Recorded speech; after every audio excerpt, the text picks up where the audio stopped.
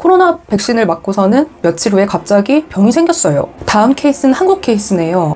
단 백신과의 연관성이 높다고 밝혀지는 것이 하나 있는데요. 안녕하세요. 전문직 부부 TV입니다. 전부TV는 의사 그리고 교수 부부로 여러분께 도움이 되는 전문 지식이나 일상 꿀팁을 찾아서 전달하고자 노력하는 채널입니다. 오늘은 뇌졸중과 코로나가 진짜 연관이 있는지 살펴보도록 하겠습니다.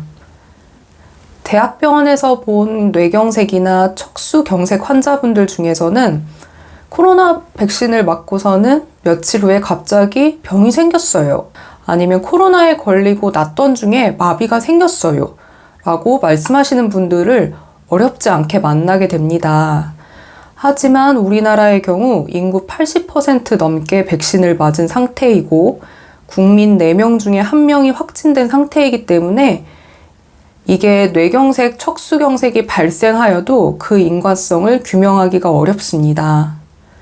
즉, 이게 백신이나 코로나 때문에 생긴 건지 아니면 오비락으로 우연히 그 시기에 발병한 건지 이건 의사도 알기가 참 어렵습니다. 일부러 환자들을 속이기 위해서 말을 안 해주는 게 절대 아니에요. 그래서 저도 논문을 한번 찾아봤습니다. 근데 논문이란 것은 데이터나 통계 방식에 따라서 결과가 다를 수 있다는 점, 그리고 제가 읽어본 논문은 매우 많은 것 중에 극히 일부라는 것은 유념해서 들어주시길 바랍니다. 첫 번째는 백신과 뇌졸중에 관한 논문입니다. 이 논문은 백신과 뇌졸중들을 다룬 기존 논문들을 메타 분석하여서 결론을 내었는데요. 결론은 백신은 동맥 내 혈전이나 출혈과 연관성이 없다고 말하고 있습니다. 하지만 이것을 반박하는 논문들도 많습니다. 이 논문의 경우 혈관이 막히는 뇌경색이 백신을 맞은 후 21일 내로 발생할 수 있다고 보았고 뇌출혈도 백신을 맞고 생긴 경우들을 소개하고 있습니다. 케이스 리포트라고 의사가 특이한 환자 케이스를 소개하는 경우도 있는데요. 케이스 리포트를 통해서 예시를 한번 알아보도록 할까요? 57세 여자가 백신을 맞은 5일 후에 갑자기 가슴이 두근거리고 땀이 났다고 합니다. 곧이어서 한쪽 팔다리에 힘이 빠지고 구토를 해서 CT를 찍어보니 머리에 큰 출혈이 있었고 이 대량 출혈을 설명할 만한 다른 원인은 찾지 못했다고 합니다. 다음 케이스는 한국 케이스네요. 28세의 젊은 여자가 백신을 맞고 4일 후에 두통이 생기고 안면마비가 와서 CT를 찍어보니 뇌출혈이 있었다고 합니다. 머리에는 동정맥 기형이 발견되었습니다. 이 동정맥 기형은 원래 뇌출혈의 원인이 될 수는 있어요. 하지만 이 논문의 저자는 백신의 작용이 동정맥 기형의 파열과 연관이 있지 않을까?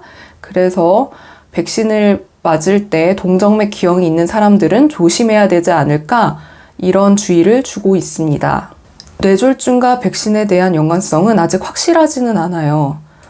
그리고 추후 밝혀진다 하더라도 개개의 환자별로 연관성이 다 다르기 때문에 모든 뇌졸중 환자가 보상을 받기는 어렵다고 생각합니다. 단, 백신과의 연관성이 높다고 밝혀지는 것이 하나 있는데요. 뇌정맥혈전증입니다. 일반적으로 뇌 동맥의 혈전이 막히는 것을 뇌경색이라고 하는데요. 드물게 뇌 정맥에도 혈전이 막힐 수 있습니다. 정맥혈전증이라고 불리우고 매우 드물게 일어나는 병입니다. 영국 옥스퍼드대 연구 결과에 따르면 이 질환은 코로나에 걸린 사람이나 mRNA 백신을 맞은 사람에게서 더 잘 발생된다고 밝혔고 의사들도 이 질환은 백신과의 연관성이 높은 편이라고 생각하고 있습니다. 대뇌 정맥동 혈전증의 증상은 두통이 가장 흔하고 뇌졸중과 비슷하게 마비나 시야 손실 등이 발생할 수 있습니다. 그래서 환자분들 입장에서는 뇌졸중과 비슷한 증상이 일어나면 빠르게 응급실로 가시면 됩니다. 이제까지 말씀드린 내용들만 살펴보면 그러면 백신을 맞으면 안 되네? 라고 생각하실 수 있는데요. 그렇게 생각하시기는 아직 이릅니다.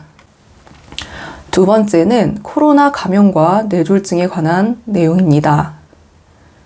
코로나 감염 진단 후 최소 1년 동안은 뇌졸중을 포함한 심혈관계 질병이 나타날 확률이 높다는 연구 결과가 나왔습니다. 또한 중증도가 높아서 병원에서 집중 치료를 한 경우에는 향후 뇌졸중이 발생할 확률이 더 높았습니다. 즉, 백신을 맞지 않고 심하게 코로나를 앓아도 뇌졸중의 위험이 높아집니다. 그러면 대체 어떻게 하라는 것이냐?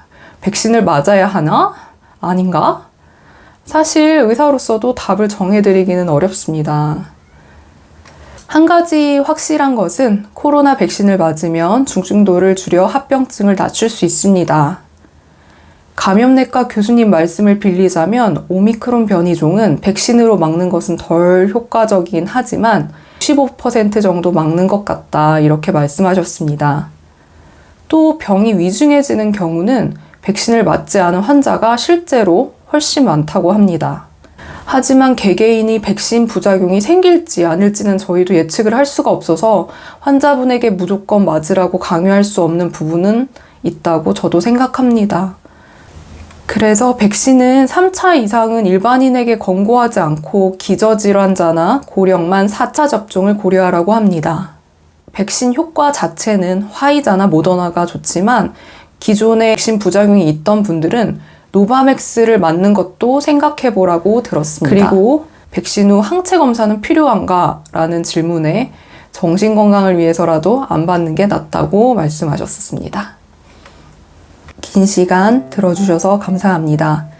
구독해주시는 분들 덕분에 오늘도 퇴근 후 카메라 앞에 이렇게 앉게 되네요. 진심으로 감사드리고 도움이 되셨다면 구독, 좋아요 눌러주시고 주변 분들께도 많이 소개 부탁드릴게요.